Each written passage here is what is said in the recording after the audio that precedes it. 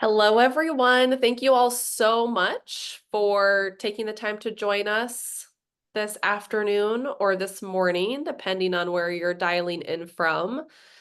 I'm Dee. We're going to start in just about another minute or so. We'll let folks get on. So if you need to run, get some water, a drink, a snack, whatever it is, we will be back and we will start in just about a minute here.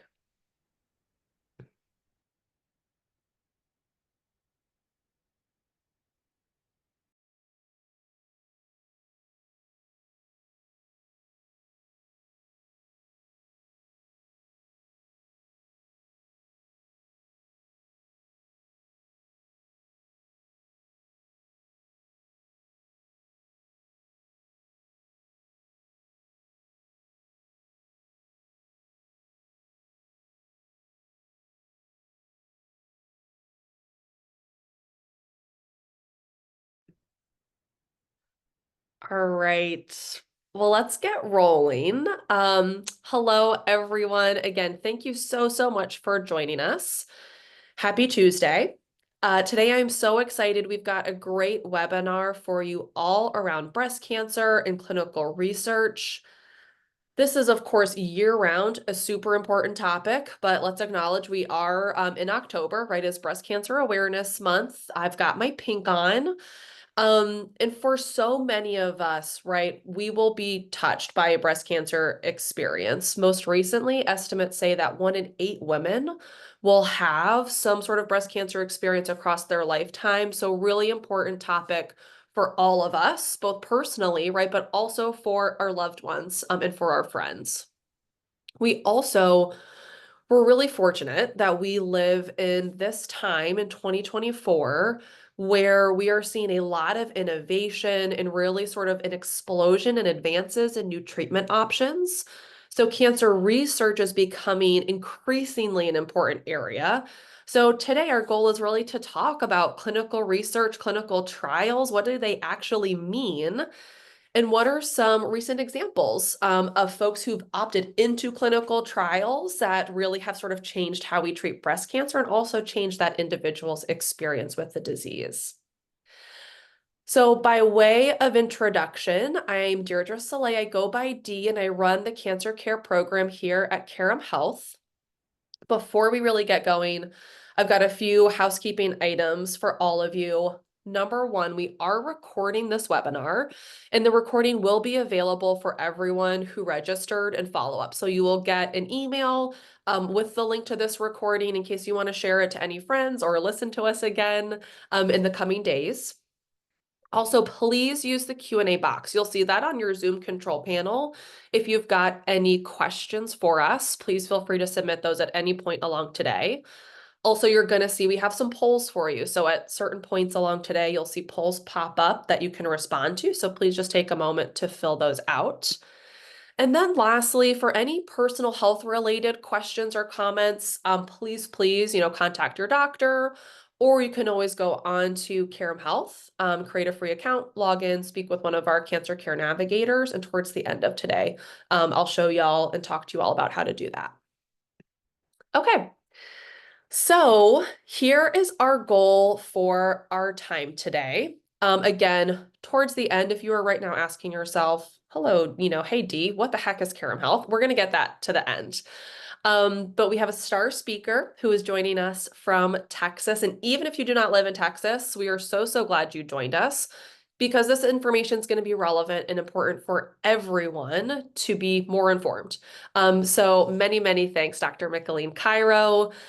Dr. Cairo has a special clinical and research interest in breast cancer. During her fellowship, she pursued a dedicated breast cancer research track. She devoted an entire year to just breast cancer treatment and research. She's contributed to original research published in the Journal of Breast Cancer Research, and she received advanced training in breast cancer and sarcomas at the University of Texas MD Anderson Cancer Center. I love this. Her commitment to health education began at Yale, where she developed a teen health peer education program in New Haven middle schools. And really that passion for education continued into her research in Senegal, where she studied the impact of women's health education on the adoption of new health practices. At her office, Dr. Cairo is part of research efforts focused on discovering the most effective treatments for breast cancer. And by considering the unique molecular subtype, right, or the fingerprint of each cancer, she and her team apply cutting-edge medicines as well as research treatments. This high level of clinical care is delivered in a warm, a supportive environment where every person's voice is valued. So, this team based approach really ensures real time communication between all doctors on the patient's cancer care team, streamlining the patient's overall experience.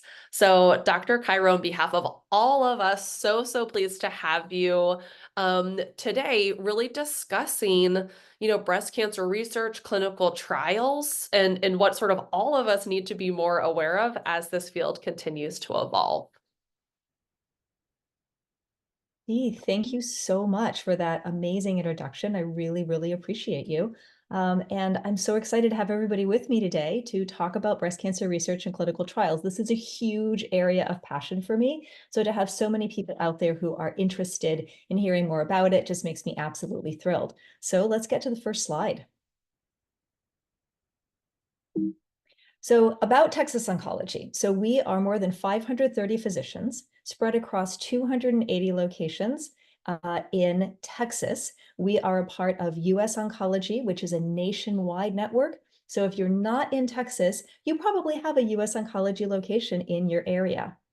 With our research efforts, we played a role in having more than 100 FDA-approved cancer-fighting drugs, and we have more than 150 clinical trials that are open at more than 50 research locations. Now, the key thing about having these 50 research locations, and this is just in Texas right here, we're bigger nationally, is that you can get cutting-edge cancer care in your community. And this is really meaningful to me as somebody who really wants to be giving back to my community here in the Houston area and my patients when Houston is so huge, don't necessarily want to travel over an area, the size of Connecticut in order to get care or to have to fly for care. So we use evidence-based care in order to move the cancer care forward. So we'll get the next slide.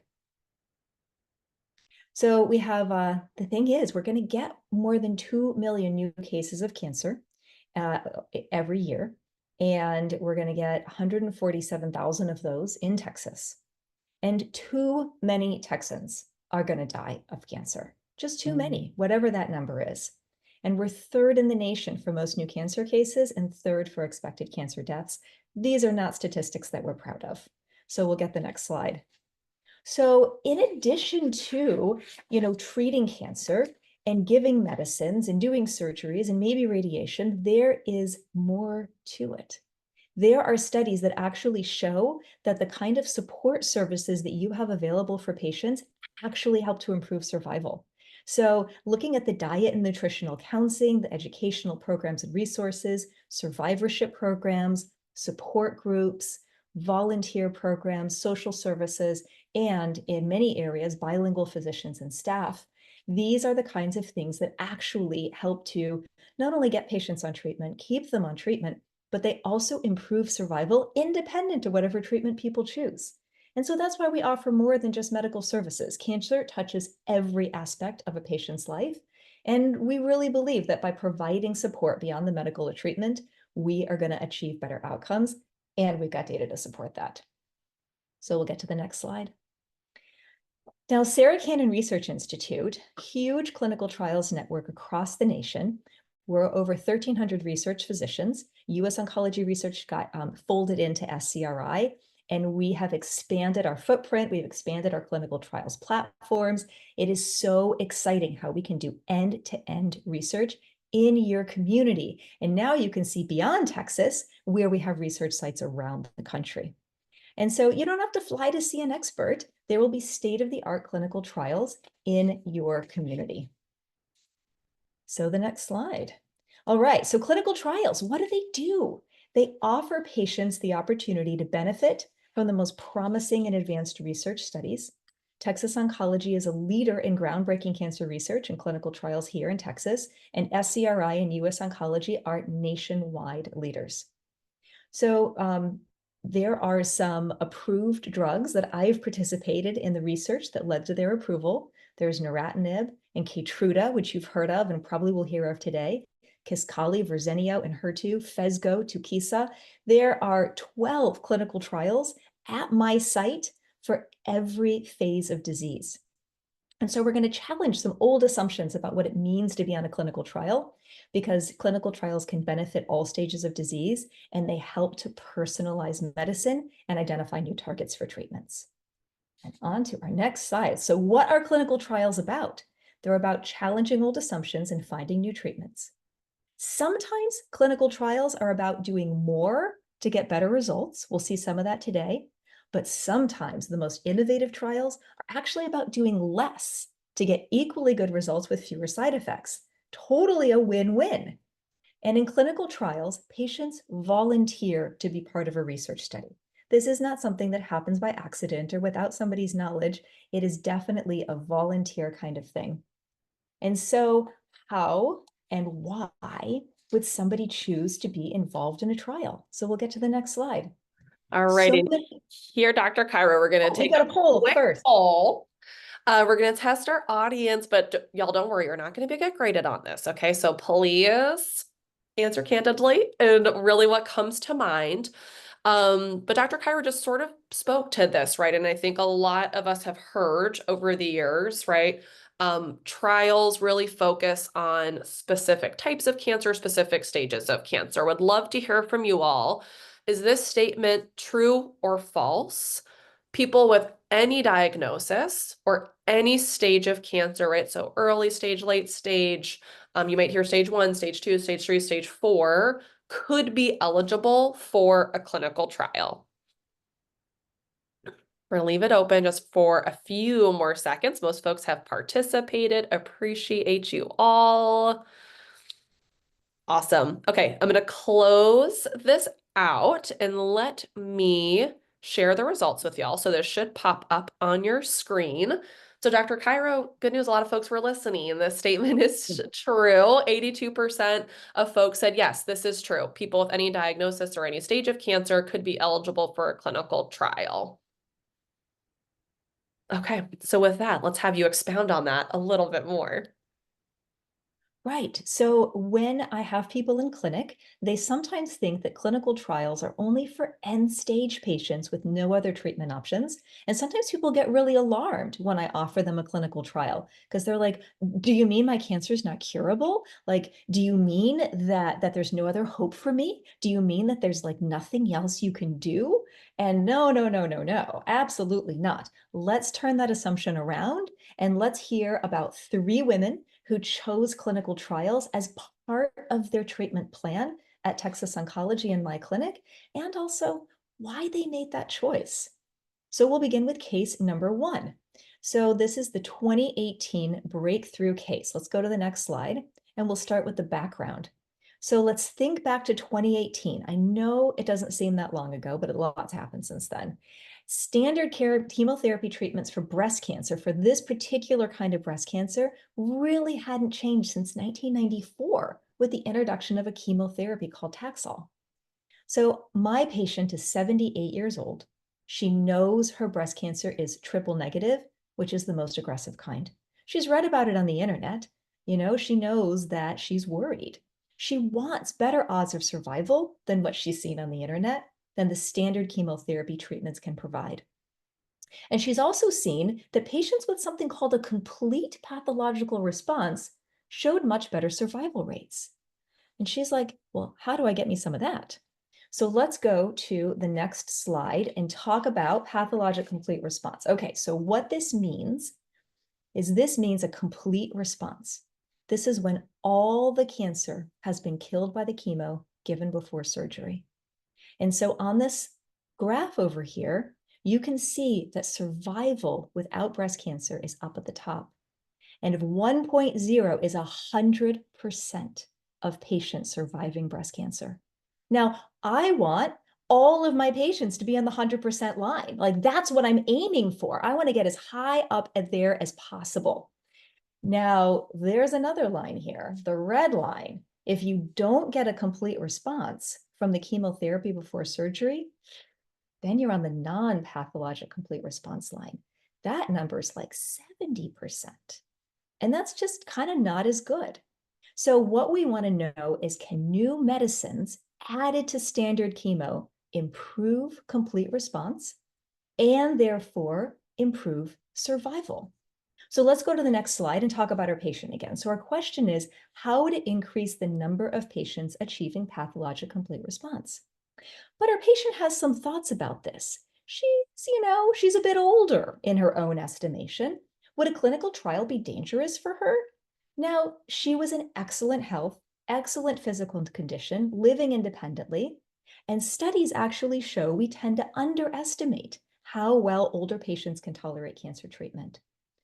Her condition was good enough for chemo. She was good enough for the clinical trial. Also, she wanted the results of this trial to be relevant to older adults, not just young ladies with triple negative breast cancer. And so that was one of the reasons she chose to enroll. I have to say, it also helped that the study drug in this program was called Keytruda, which had a proven safety track record in lung cancer already. And that's usually a disease of older adults. So it was already FDA approved for your 78-year-old grandfather with lung cancer. So I felt really confident about giving it to your 78-year-old grandmother with breast cancer.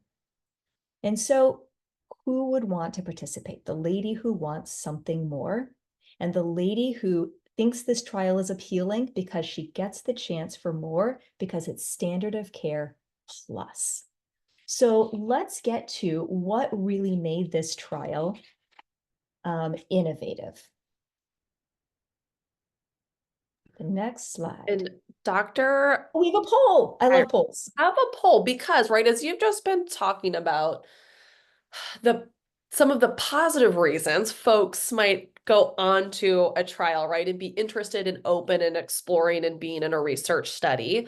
I think we've all heard, right, a lot of fears on the other side, right? Why might I not want to be part of a study?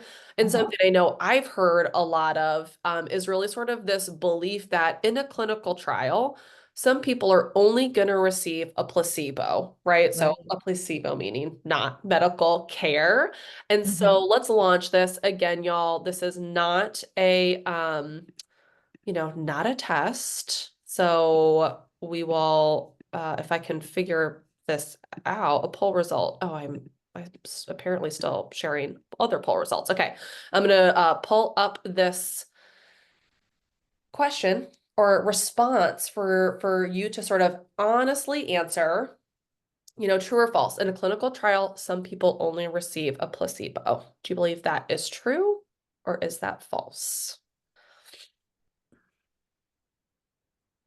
Okay, a lot of folks have participated. I'm going to leave it open for 5 more seconds. If you have not, please go ahead and share what you believe.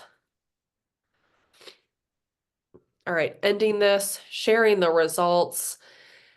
Dr. Cairo, 55% of folks said this is true. Awesome. Yeah. 45% say that Yeah. it's false. Yeah, I think that totally reflects the Uh, real world opinions and thoughts around clinical trials and what you get on a clinical trial. So I am so happy that all 100% of you are here today because I want to go ahead and talk about the next.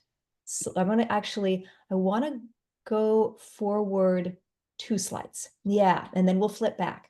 So okay. here's what was really innovative about this trial. So this trial was called Keynote 522, and it introduced a new type of medicine called Keytruda, which was immunotherapy. And it had been successful in treating other cancers, like it was hot in lung, immunotherapy was hot in melanoma, like it was doing amazing things. And man, we wanted it in breast. I wanted my breast patients to benefit from immunotherapy. And so the treatment on this trial was standard chemotherapy plus the new immunotherapy, Keytruda, versus standard chemotherapy alone. So here's the thing, everybody got treatment. And that's the way they designed the vast majority of trials now. I mean, I can only think of one placebo-controlled trial that I've heard of in the last 15 years. And that one was designed specifically because there was literally no standard of care. But all of the chemo trials that I do these days are standard of care plus. And the reason why is that it wouldn't be ethical not to give a breast cancer patient treatment.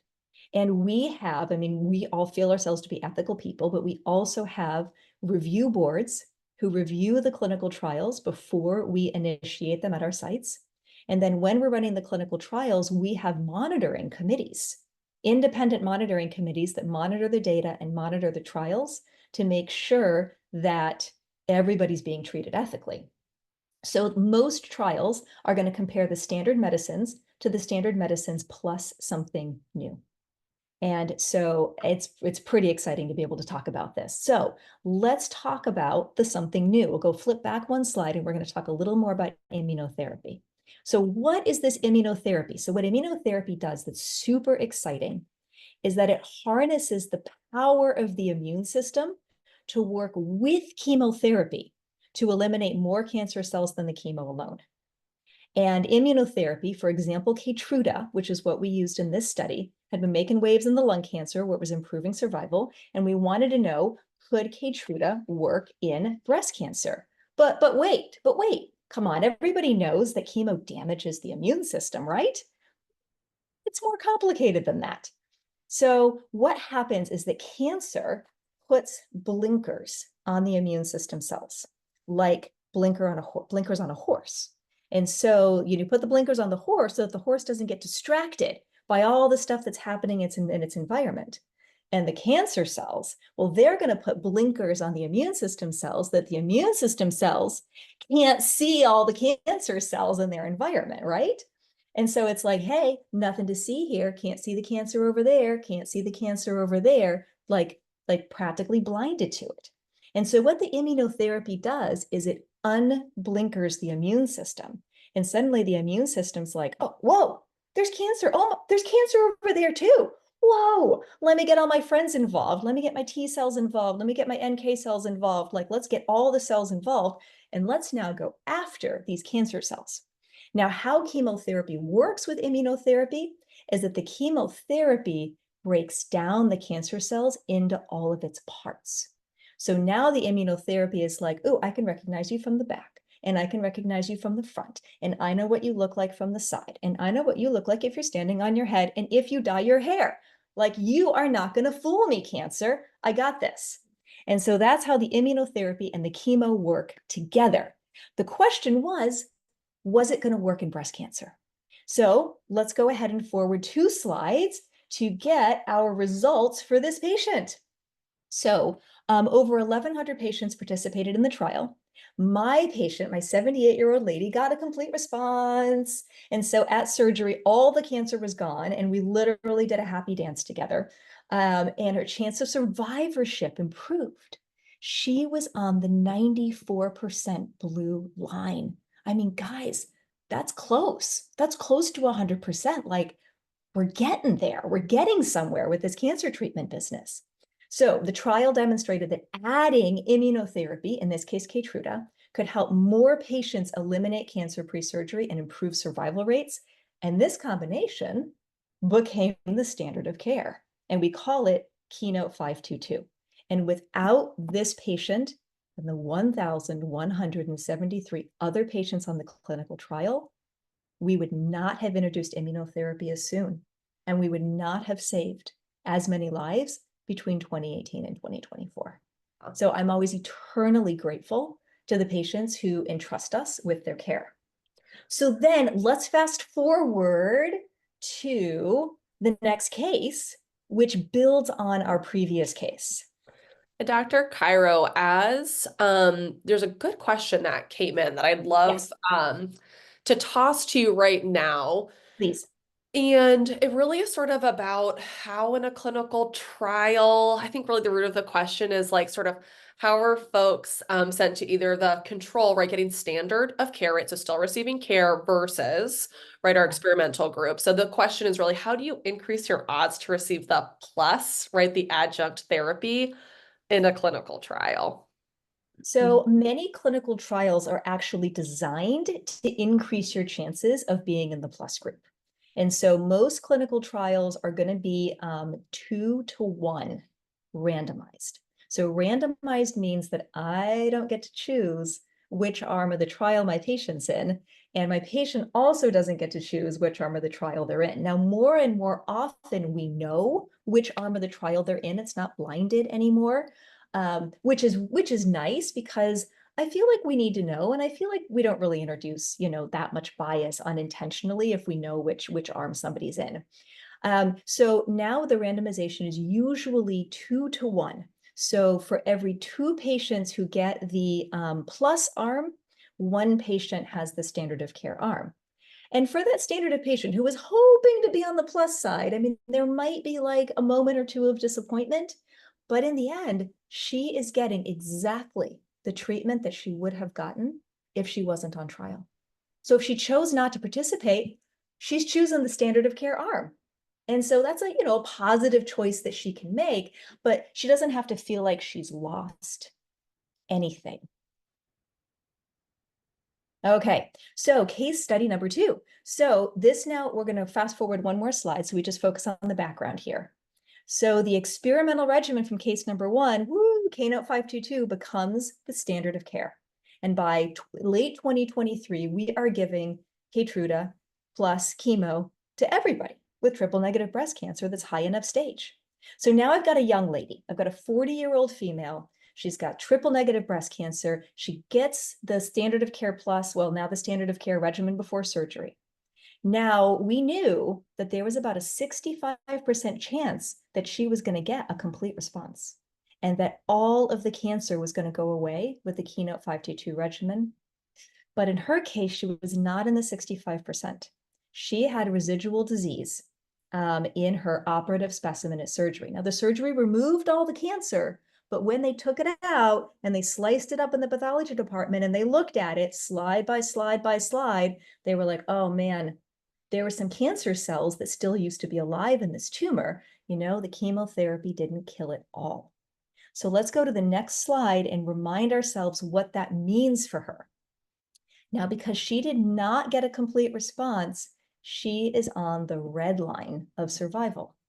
She has a 70% chance of being alive and cancer-free at 3 years, and beyond 3 years, the numbers keep going down up to 5 years. Now, she doesn't like those odds. And I have to be real with people about what the odds are so that they can make the very best decisions for themselves. I don't like those odds either. Like, let me be real with you.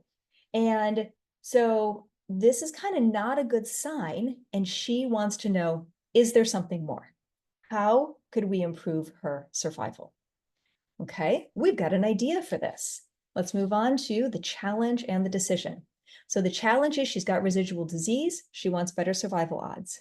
She had received the standard of care before surgery, but can we do something more for her after surgery? Are there medicines we can give after surgery that can help her survive better? So what's the odds? There is a chemo medicine that I can give, again, some standard of care, and it can improve her 70% odds by an additional 6%. So let me math that. That's 76%. I mean, she's like, can you do better than that? And I'm like, let's see. So the trial she chose uses a new type of medicine called an antibody drug conjugate. This is a really exciting way to deliver chemotherapy because rather than letting the chemo just sort of run around the body unchaperoned and affecting any like body system it happens to run into, the chemo is attached to an antibody. And the antibody acts like a GPS system for the cancer cells. So it's got the GPS logged into it, the cancer cells, and it's going to go around in the body and it's going to attach itself to the cancer cells. And it has chemotherapy molecules attached to it. And only when it gets to the cancer cells, it's going to release its chemo. And right there at the residual cancer cells. So it's awesome. It's like a smart bomb. And rather than having the chemotherapy running around, it's delivered right there where we want it. So this is cool. So why did she decide to try this new treatment? Well, we explained the new medicine and the data behind it. ADCs, antibody drug conjugates, have been used in breast cancer for more than 10 years. So like we knew that the technology was sound. We knew the antibody would work. We knew the linker would break off. We knew the chemotherapy would get into the cell. Like we had good data. And you guys, my patients, you're smart. Like you're really talented in many of your fields. And like, I know you can get this when I explain it. Either arm was gonna benefit her. One arm was gonna benefit her in 6%, and the other arm maybe more. She was like, the standard of care arm is kind of a modest benefit, and she was hopeful that the experimental arm might benefit her if she got randomized to that arm. She also believes that these questions are important scientifically and are important to breast cancer patients. And I think this is really real too, that she's like, this is a major question in survivorship. And I have this question, and every one of my sisters, who have breast cancer have the same question. How do we improve our survival? And if that's the question we want to answer, then like doing something bold could be the solution. She was also very thoughtful and recognized the benefit that she got from the ladies who enrolled in Keynote 522 back in 2018. I mean, they gave her the possibility of better odds, and she wants to pay it back and she wants to pay it forward.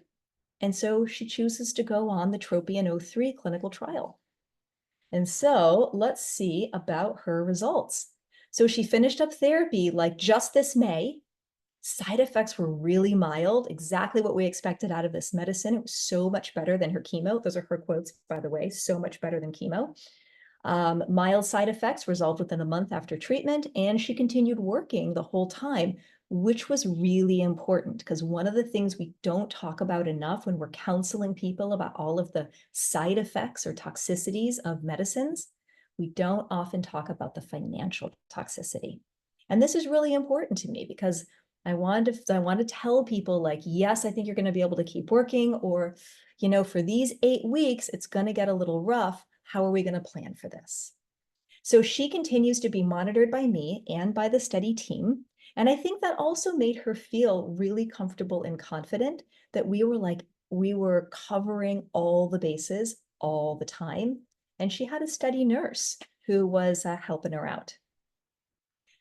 And so this brings us to my third case. So decreasing your risk. So we're going to note here for just a moment, none of these cases I presented have metastatic cancer. These are all early stage cases who want a better chance of surviving cancer-free, who want a better shot at cure. I do have clinical trials for metastatic cancer patients, but I really wanted to focus today on how we're going to get closer to cure, how we're going to get those survival curves. We're going to inch them up and up and up toward 100%. So my third case, I have a lovely 76-year-old lady, and I mean, I'm doing both ends of my treatment spectrum here. I've got ladies who are 20 years old on clinical trials. I've got ladies who are 78 and 80 years old on clinical trial, because I want everybody to be well represented based on age. And I also want everybody to be well represented based on race. So I've got the 70-year-old patient who is on an endocrine therapy pill. Ooh, what does this mean? This means that she didn't need chemo. She only needed to take a pill that decreases estrogen in her body. Now she's got to take this pill for somewhere between 5 and 10 years. The bonus of chemo is that it's a really big punch, but you do get it over with quickly. Whereas the endocrine therapy pill, it's a slower kind of treatment for a slightly slower, lazier cancer. And so it was for lower risk patients. But the thing is, not every low risk patient is equal. Some lower risk tumors are really low, and some lower risk tumors, they have a late risk of recurrence. Some patients are at risk for up to 15 years. So she's already completed 3 out of her 5 years of treatment. She's feeling comfortable. She feels good on the medicines. It's not really affecting her menopause too much, but she wants to know about better outcomes. And so why would she do a trial that would extend her treatment by 5 additional years and try a new medicine instead of the old one that's working for her? Well, she really likes the study team. She really likes the idea that there's a research nurse who's helping her schedule study-related visits and exams. She feels like all of her symptoms are really closely monitored, and that makes her feel really comfortable, and that makes her feel really confident about her treatment. She also wants to move cancer treatment forward. She says, and I quote, "I'm never going to make a big scientific discovery or cure breast cancer on my own, but this is a way I can help." I mean, she brought me to tears. I was just so astonished by her. She wants to give back, and she wants to live for her grandkids and do everything possible to be with them. There's no placebo in this trial either. It's either the new pill or her existing pill, and she knows which is which. So there's no surprises. So it was really made sense for her to want to do this trial. And so far, everybody I've offered this trial to, it's been a universal yes, which is just, it just warms me so much. So we'll get to my final slide. Unless there's a quiz. No, there's not. All right, so clinical research trials. They drive innovation. It's how we move cancer treatment forward. They improve survivorship. Sometimes we run trials just to make side effects better, and we help to personalize medicine. So why do I do clinical trials? Yeah, the science is exciting, but I too want to move the needle forward toward a cure. And I also want to offer my patients the opportunity to participate in the cutting edge therapies and to do it closer to home. So treating cancer, it's more about medicines and procedures. It's about having support. It's about having cutting edge treatments. It's more than just medical services to touch every aspect of a patient's life. And so that's why we offer clinical trials in the Texas Oncology Network. Amazing, Dr. Cairo. Also, can I just say, if you had been teaching me biology or teaching all of us, I feel like we probably all would have been scientists or oncologists. Thank you so much for making that feel very real, quite honestly, right? Thank And sort you. of breaking down a lot of things that can sound very intimidating, but really sort of sharing with us the mechanisms by which these new treatments are working, because it is really cool. But often it's filled with a lot of very medical jargon that sounds very Yeah. scary. Yeah. It Um, doesn't have to, like, you got this. right. Okay, so I am going to have a couple of sort of Ooh. rapid fire audience polls to wind out. And folks, please submit questions if you have them. We'll have a couple of minutes and then I'll get everyone out of here at quarter of the hour to move on with your day. We have talked a lot about this, so I'm hoping we get 100%. So, true or false? Clinical trial participants do not get the same level of care they get from their own doctors. A lot of folks answering. A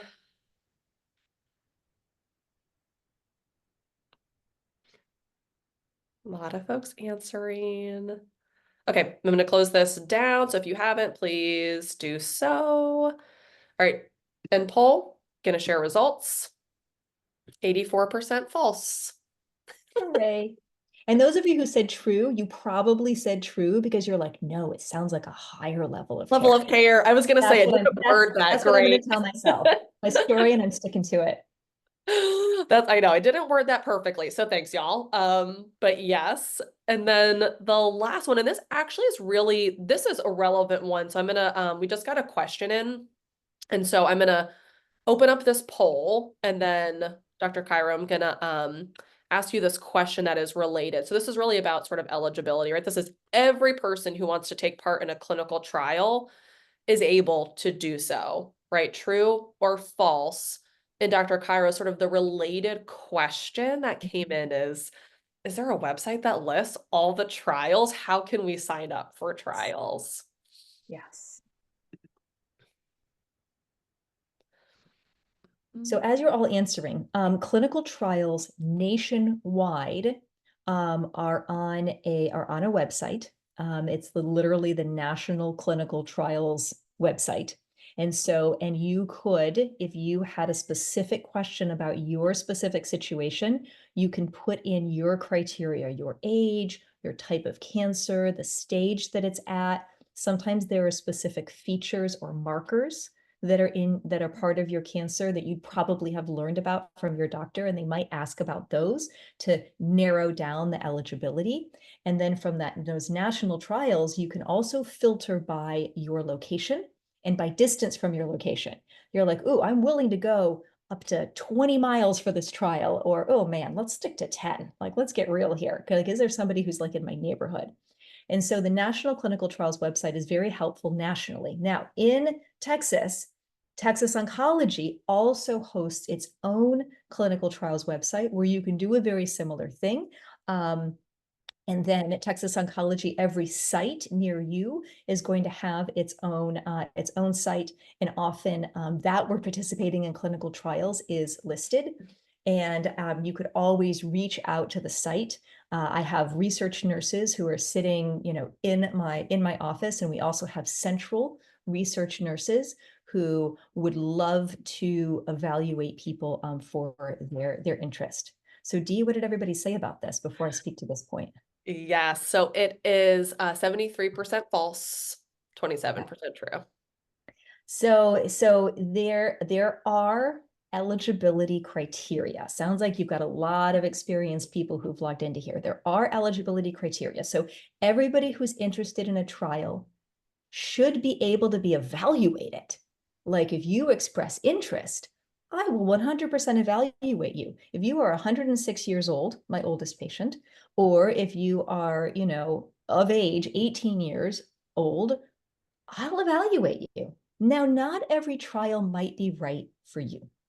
And so it really does have to be a good match where the trial fits the patient, and the patient fits the trial. So we want to make that really good match because we want the greatest possible expectation of benefit and the lowest risk of unforeseen toxicity. And Yeah. so that's why the trials have criteria. Yeah.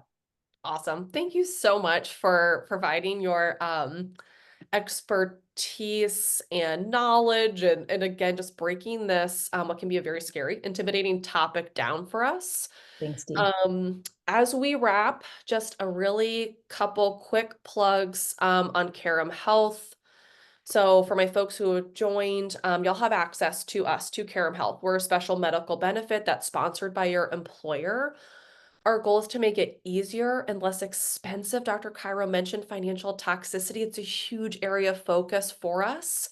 Um, and we want y'all to be able to get the best care from world-class doctors like Dr. Cairo, right? For cancer care as well as for other planned non-emergency services.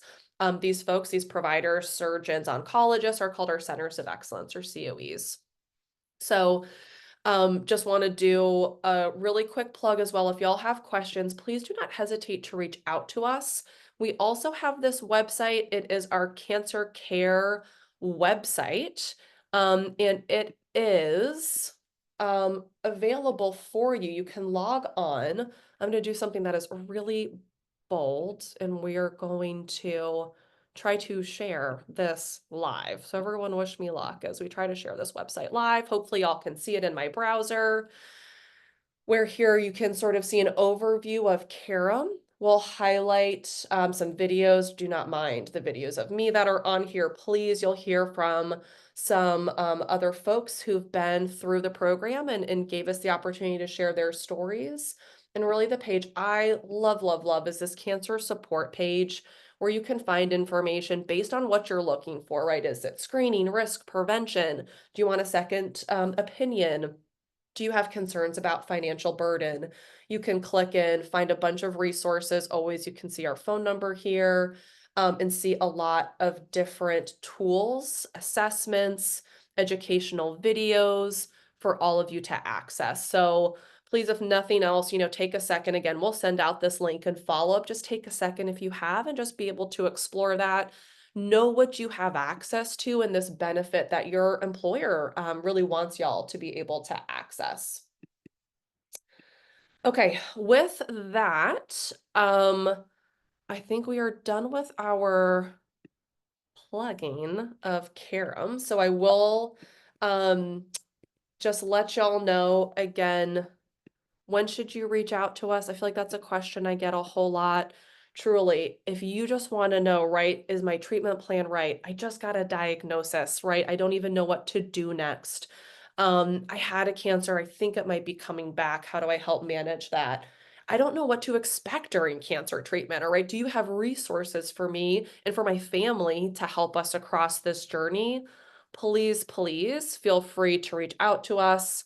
Our navigator team is on standby, ready to help. And obviously, we have some fantastic, fantastic cancer center partners like Dr. Cairo and Texas Oncology. So with that, I we do have a couple more questions, Dr. Carr, if I can keep you for a minute over. First off, a question, can you share the slides? Absolutely. Slides and recording will be shared with Mhm. y'all in follow-up. So we will send that to you. And here is a question kind of about an emerging field that I feel like we're starting to hear more headlines about. And can Mhm. you talk a little bit more about trials that offer vaccines, personalized vaccines for your cancer? Ooh, yeah. Yeah, and the rate of and what's happening in that field. We probably need a whole other hour to talk about cancer You vaccines, but you need a whole nother hour to talk about cancer vaccines. So I'm actually going to be talking about cancer vaccines this Thursday.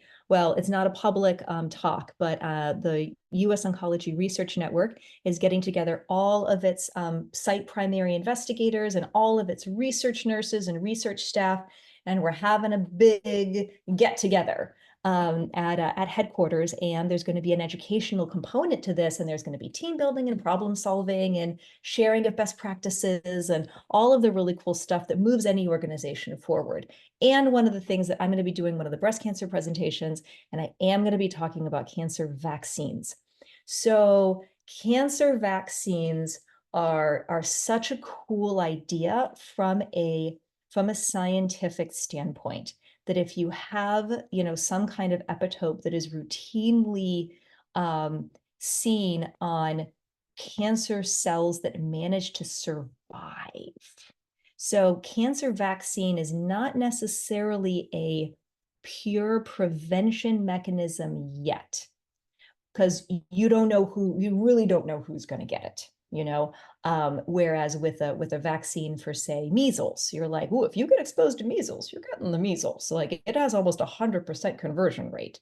Something I would blessedly know nothing about because I was born after everybody got measles. But with breast cancer, not as much. So the way that the vaccines are being used is they're being used as sort of secondary prevention. So after you've had a breast cancer, to be able to identify that type of cancer and even boost the immune system more, train it, send it to like boot camp so that it learns how to identify that breast cancer again, so that any of those quiet cells that are, shh, you don't see me, I'm hiding out on the bone, but like we're going to keep that on the down low. Okay, everybody, you don't know that I'm here. And the immune system's like, what was there something back there? Oh, I don't know, I missed it, I'm just going to keep on going. Well, and there was something back there, and it was a hibernating cancer cell. So if the immune system was like, oh, hey, wait a minute, I have been trained to identify specifically this patient's type of hibernating cancer cells. So that is sort of in short, kind of the goal for the cancer vaccines. At Texas Oncology, in fact, in my network, we have a cancer vaccine trial for HER2 positive breast cancers that have completed the standard of care treatment and are now in remission, to try and keep them in remission, because HER2 is a very strong epitope that we can identify on the hibernating or sleeping cancer cells. So that's been exciting, and it's going to be really cool to see what happens in that space. And also, how do we make sure we don't overactivate the immune system? You got to get it exactly right. it is so freaking cool. So, whoever asked that question, thank you. Such a smart question. Y'all are awesome. Dr. Cairo, I think I speak on behalf of her, and you made me feel so much more honestly optimistic about the future and treatments and what's happening in this space, as well as just Yeah, a whole heck of a lot smarter on this topic. So appreciative of you spending your time and really, really grateful for you and all of the work you do for all of us, right? For our family members, for all of us who are going to experience breast cancer at some point in our lifetimes. So thanks, thank Dee. you so, so much. And everyone, please don't be strangers. If there's anything Carum can do to be helpful for you, do not hesitate to reach out, and we look forward to hearing from you in the future. So thanks all so much. Have a great rest of your day.